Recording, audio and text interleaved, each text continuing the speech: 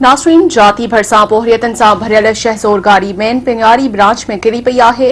हादसे में 2 ॼणा फौत ऐं 11 ॼणा ज़ख़्मी थी पिया आहिनि। उन हवाले सां वधीक अपडेट करे रहियो आहे जाती मां करीम बख्श। जी करीम बख्श, अफ़सोसनाक हादसो पेश आयो आहे, छा तफ़सील आहिनि?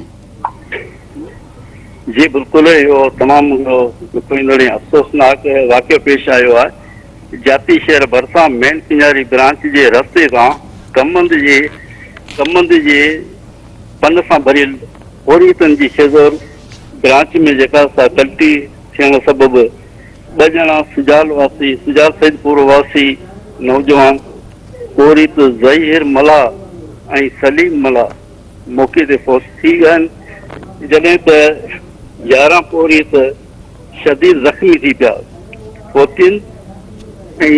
पोतीन ऐं ज़ख़्मीन खे पानी मां ॿाहिरि कढण लाइ आसपास जा माण्हू गॾु थी विया, जिन उते बर वक़्तु पहुची करे उन्हनि खे पोतीन खे ऐं ज़ख़्मीन खे ॿाहिरि कढी ऐं एम्बुलेंस बर वक़्तु जेके पहुतियूं आहिनि, जेके हाणे हिन वक़्तु उन्हनि खे ताक़ा अस्पताल जाती पहुचायो वियो आहे।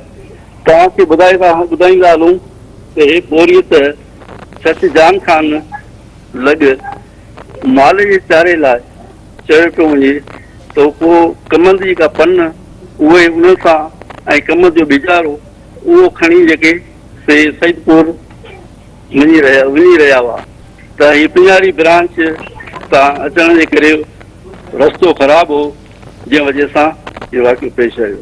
जी करीम बख्श, अमां जी मेहरबानी।